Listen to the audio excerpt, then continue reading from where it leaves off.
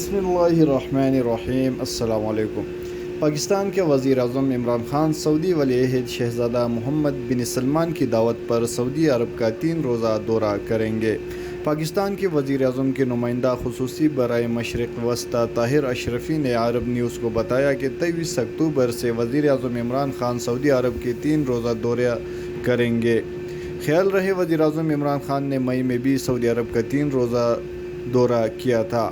طاہر اشرفی نے کہا ہے کہ وزیر اعظم ریاض میں ہونے والی green middle east initiative conference میں شرکت کریں گے۔ کانفرنس 25 اکتوبر کو ریاض میں منعقد ہوگی۔